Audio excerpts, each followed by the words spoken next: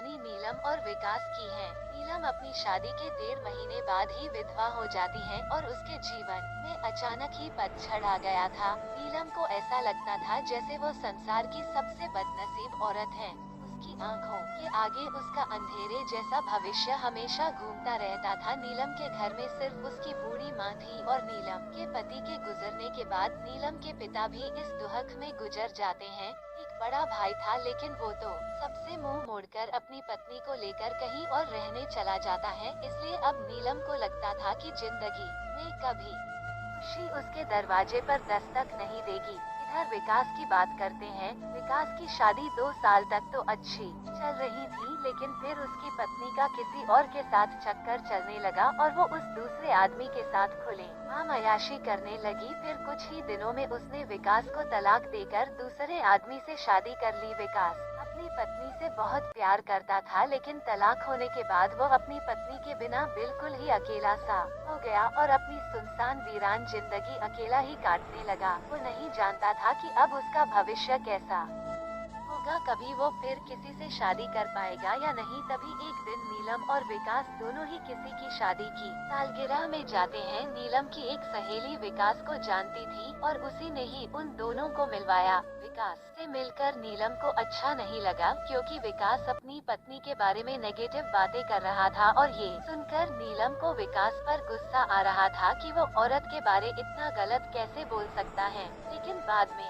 उसकी सहेली मंजू ने बताया कि विकास कितना दुखी लड़का है। वो अच्छे खासे पैसे कमाता है और उसके परिवार वाले बिल्कुल सीधे हैं, लेकिन फिर भी उसकी पत्नी ने दूसरे मर्द के चक्कर में इस बेचारे को धोखा दे दिया और अब विकास दिन रात रोता ही रहता है।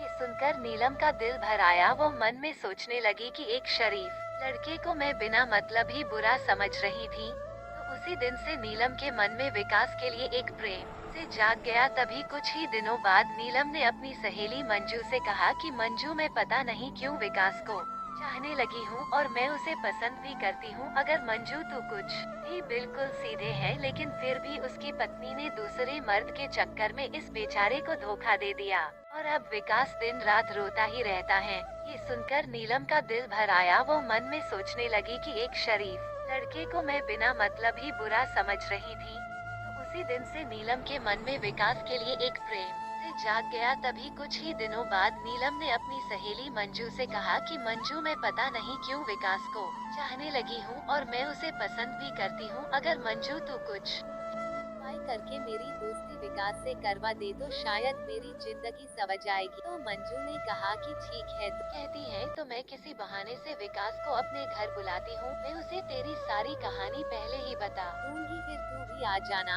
आगे तुम दोनों की किस्मत। तभी मंजू अपने जन्मदिन का बहाना करके विकास को अपने घर बुलाती है और मंजू विकास को नीलम की बीती हुई सारी बात बताती है और वो उसे ये भी बताती है कि शादी के 1.5 महीने में ही नीलम विधवा हो गई थी। विकास को नीलम का ऐसा हाल देखकर उसे बहुत दुख होता है। तभी विकास नीलम से मिलता है और उसे समझता है वाकई में नीलम एक बहुत दुखी लड़की थी। अब विकास ये तय कर लेता है कि वो नीलम का सहारा बनेगा। नीलम को विकास दिल से बहुत ही पसंद था और दोनों ही बाहर भी मिलने लगे ताकि वो एक दूसरे को सही से समझ सकें। एक दिन उन दोनों को ही एक दूसरे से बेहद प्यार हो गया और रात रात भर वो दोनों ही फोन पर चैटिंग भी करते हैं और कभी फोन पर बातें भी कर लेते थे।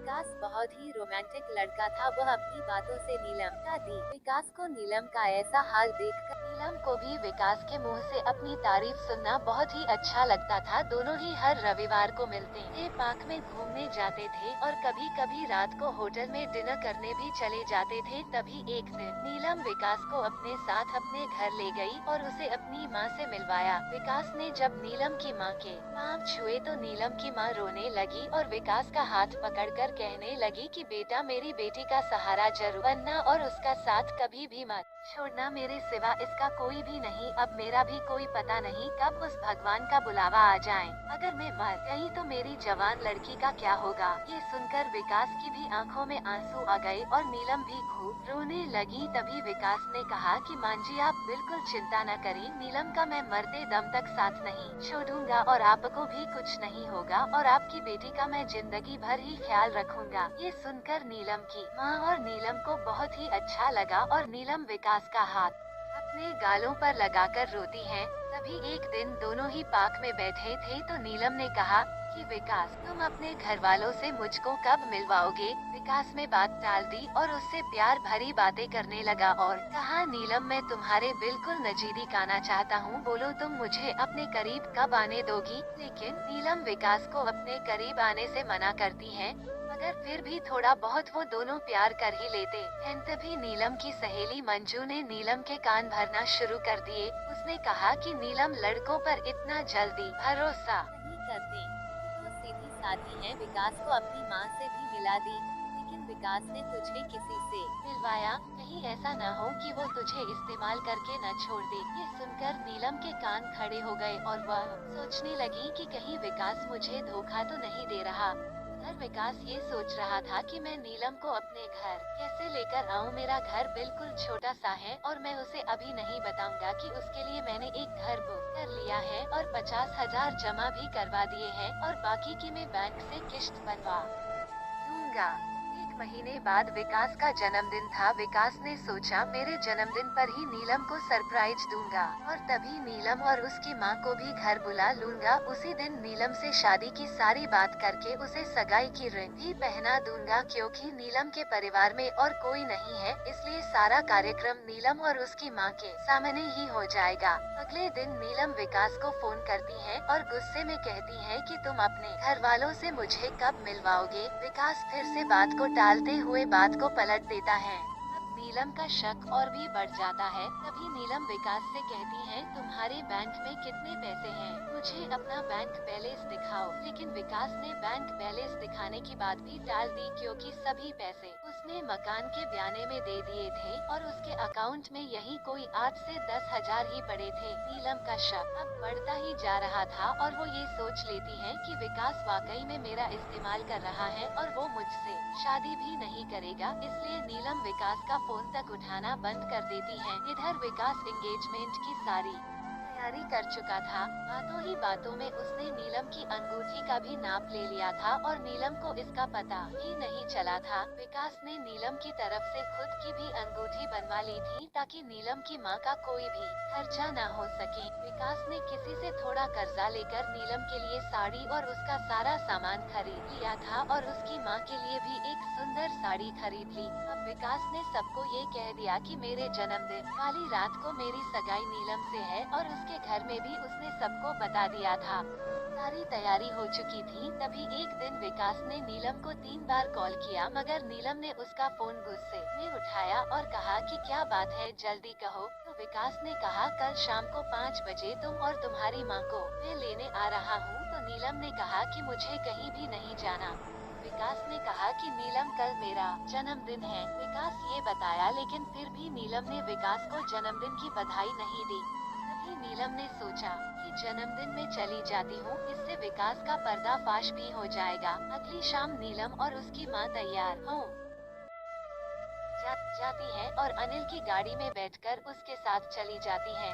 पूरे रास्ते नीलम ने विकास से कोई भी बात नहीं की। उसे तो विकास के रूप में एक धोखेबाज नजर आ रहा था। तभी जैसे ही नीलम विकास के घर की दहलीज पर कदम रखती है, वैसे ही विकास की माँ आरती की थाली लेकर आती है और नीलम को टिका लगाकर उसकी आरती उतारती है। ये देखकर नीलम हैरान रह जाती है। तभी वो भी विकास की माँ के पाँव छूती है। उसकी माँ उसे अंदर आने के लिए कहती है। सभी लोग खड़े थे, विकास के बड़े भाई भाभी, विकास के भतीजा भतीजी और विकास की माँ व भोले भाले उनके बाबूजी। सभी लोग नीलम और उसकी माँ का स्वागत करते हैं और बैठने के लिए कहते हैं। अब विकास का जन्मदिन भी बन जाता है। उसके बाद नीलम जाने के लिए कहती है तो विकास की माँ कहती है कि बहू, तुम्हें जाने के लिए नहीं बुलाया है, हमेशा के लिए यही रखने के लिए बुलाया है। नीलम समझ नहीं पाती। तभी विकास की बड़ी भाभी 2 फूलों की माला और एक प्लेट में 2 अंगूठी लेकर आती है। ये देखकर नीलम विकास की तरफ बड़े ही आश्चर्य के साथ देखती है। तभी विकास एक अंगूठी नीलम के हाथ में रख देता है और कहता है, आज हमारी एंगेजमेंट है नीलम, और इस बात के लिए मैं तुम्हें सरप्राइज करना चाहता था। तुम्हें ये रिश्ता मंजूर है ना? नीलम रोने लग जाती है और मन में ये सोचती है कि मैंने किस लड़के पर शक किया। अनिल ने नए मकान के कागज भी नीलम के हाथ में रख दिए और कहा कि नीलम, ये मकान मैंने तुम्हारे लिए लिया है क्योंकि हमारा ये घर थोड़ा छोटा है ना, इसलिए नीलम की आंखें अब अपने आंसुओं को रोक ही नहीं पा रही थी। तभी नीलम ने मकान के कागज अपनी सास के हाथ में रखते हुए कहा कि मां जी, मुझे तो इसी घर में रहना है, आपके साथ मुझे नया मकान नहीं चाहिए। इस बात से घर के सभी लोग खुश हो जाते हैं। तभी विकास कहता है कि नीलम, तुम्हारी माँ भी हमारे साथ ही रहेगी, भला वो अकेली कैसे रह पाएगी। ऐसा करते हैं, जो मकान मैंने लिया है वो पास में ही है, माँ को तुम वही शिफ्ट कर दो ताकि तुम अपनी दोनों माँ को संभाल सको। धन्यवाद।